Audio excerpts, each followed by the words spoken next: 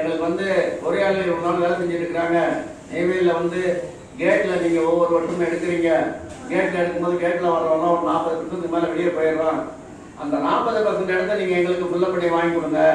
ஒரு கால்பர் வரும்பொழுது ஒரு இங்கே இருக்கிற வேலை செய்கிற பொறியாளர்களும் அதில் கலந்து கொள்ளுமாறு ஒரு முயற்சியை மேற்கொள்ளுங்கள். 40% இங்குள்ள பொறியாளர்களுக்கும் 60% கேட்டில் வரவங்களுக்கும் கொடுக்கலாம் அப்படின்ற மாதிரி நாங்கள் சொன்னோம். அப்போ அவருக்கு அது புரியலை. நீங்கள் லெட்டர் பேட் அடிச்சு கொடுத்துருங்க, நான் இப்போ டெல்லி போகிறோன்னு பேசுகிறேன் அப்படின்னா.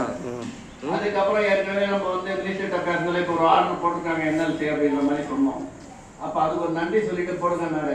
அப்போ மணிகண்டன் என்ன சொன்னார், ஆனால் அப்போ பேசுறது பிரலாத் ஜோஷி கிட்ட, இப்போ பேசுறது கிஷன் ரெட்டினா. கிஷன் ரெட்டினா நான் முடிச்சிடுறேன் அப்படின்னாரு. அப்போ நாங்களும் டெல்லிக்கு வரோம் அப்படின்னோம். வந்துருங்க அப்படின்னாரு.